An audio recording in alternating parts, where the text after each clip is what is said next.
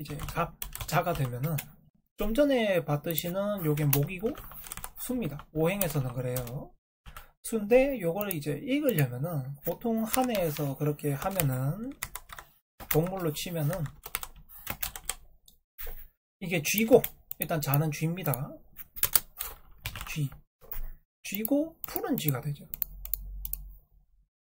이거 이제 목이니까 푸르다라고 하는 거예요. 여기 또 색깔을 설명을 해야 되겠네요.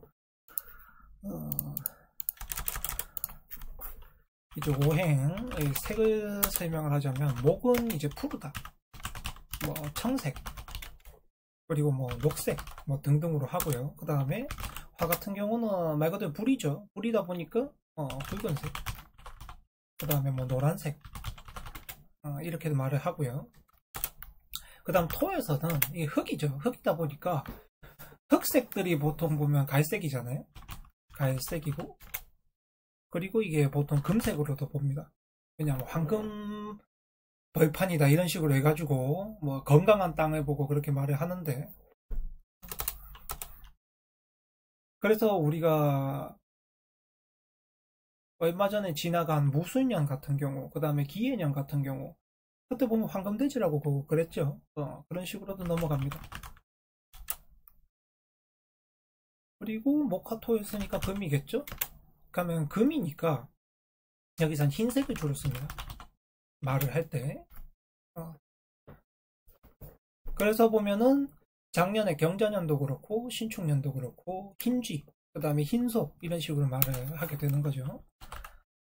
그리고 물이 들어오게 되면은 이게 검은색입니다. 검정. 그럼 내년에 이민년 같은 경우는 어떻게 되겠어요? 밑에 호랑이가 깔려 있고 위에 임이 올라가 있으니까 검정색 호랑이겠죠?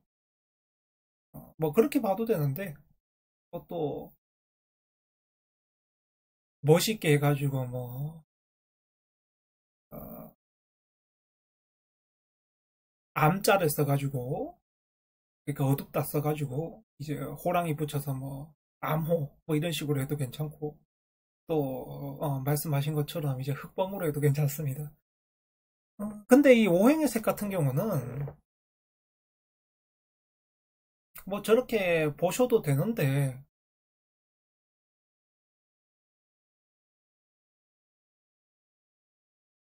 그냥 기본적으로는 저렇게 보시면 됩니다. 기본적으로 우리가 지금 기본을 다 하고 넘어가자는 거니까. 그렇게 돼서 여기까지 설명을 했고, 그럼 지금 설명을 한 게 보게 되면은 사주팔자가 어떻게 구성이 되게 돼 있는가, 그리고 아래에 적히는 거 있죠. 그러니까 지지 12개, 그 다음 천간 10개, 그 다음 육식갑자, 이게 10개랑 12개랑 이게 순서대로 쭉 가다 보면 60개가 돼요. 다시 돌아오는 게 60개가 됩니다. 갑자부터 시작해서 쭉쭉쭉쭉쭉쭉쭉 시작을 했더니 다시 갑자가 오면 그게 되는 거죠. 그래서 여러분들이 본인들의 띠가 있을 겁니다. 띠. 그러니까 올해 같은 경우는 신축년이겠죠. 신축년에 태어난 사람 같은 경우는 60년 뒤가 되면은 다시 신축이 옵니다. 그렇게 보시면 되죠. 그게 환갑. 그렇게 보시면 됩니다. 우리는 또 나이가 이제 만 나이를 요즘은 많이 쓰려고 하는 것 같은데, 우리 태어날 때부터 한 살로 보니까 60으로 보시면 되죠. 한 바퀴 돌았다는 소리입니다. 60년을 한 바퀴 도는 거죠. 내가 세월을 60년을 살았다는 소리입니다. 그러면 60년을 살았으니까 어떻게 되겠어요? 당연히 60개를 맛을 봤겠죠. 매년마다 한 가지 맛을 보니까. 그럼 그 60개를 맛을 봤으니까 사람이 당연히 이 맛도 보고 저 맛도 보고 다 본 거예요.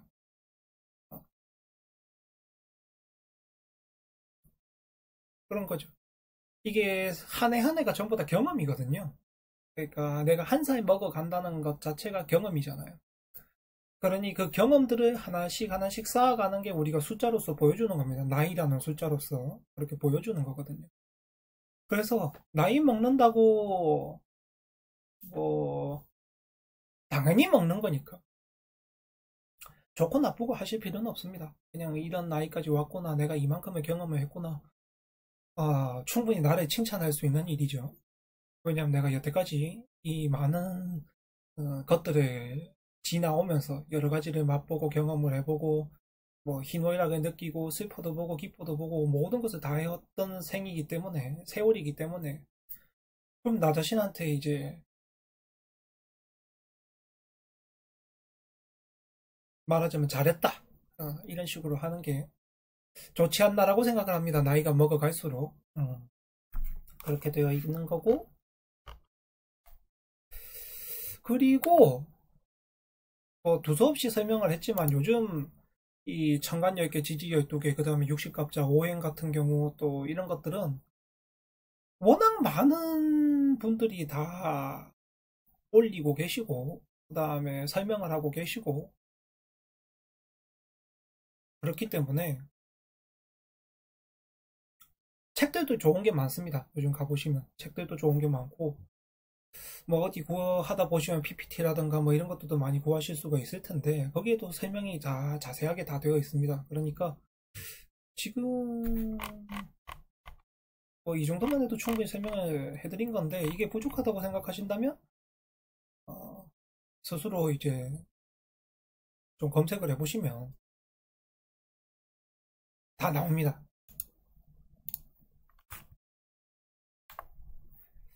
그리고 다음 차례가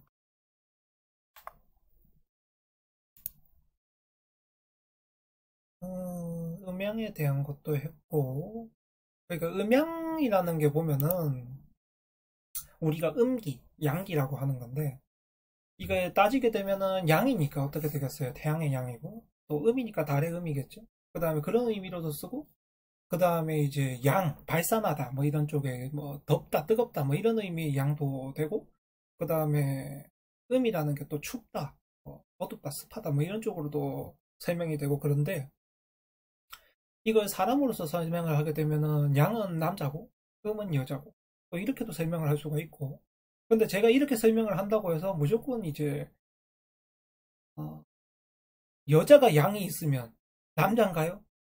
또 그렇게 물을 수가 있고 또 남자가 음이 있으면 여잔가요? 그렇게 또 물을 수가 있는데 그거는 그 내가 타고난 성격 중에 성정 중에 조금 꼼꼼하거나 세심한 부분이 음이고요.